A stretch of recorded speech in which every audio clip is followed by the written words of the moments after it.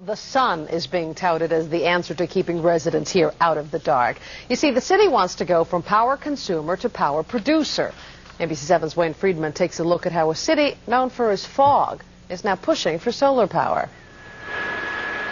The megawatts shone down on San Francisco today. Hundreds of millions of them on every street, every block, every house, and in most of those cases, the megawatts went wasted. This is a fixer-upper. And Gretchen Cotter has plenty to fix. Windows that won't close, a fireplace that looks more like an elevator shaft. You don't sleepwalk, do you? No. In short, this 120-year-old house is decidedly low-tech and has absolutely nothing going for it, except... It's broad daylight and you have the lights on.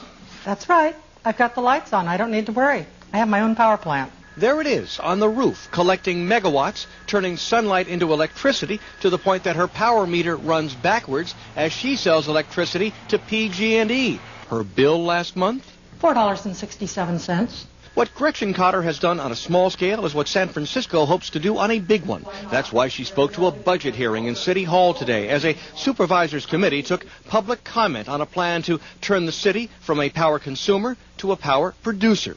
The measure would appear on November's ballot as a $100 million revenue bond. If it passed, it would authorize the city to buy and install solar power generators on public property.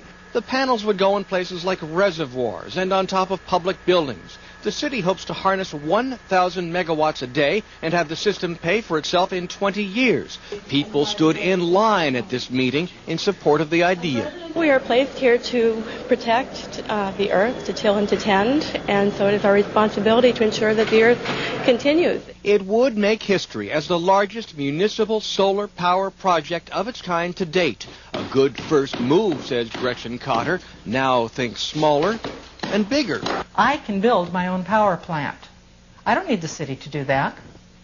What I need to do is to get a whole lot of other homeowners to recognize that they can do it too. In San Francisco, Wayne Friedman, ABC 7 News.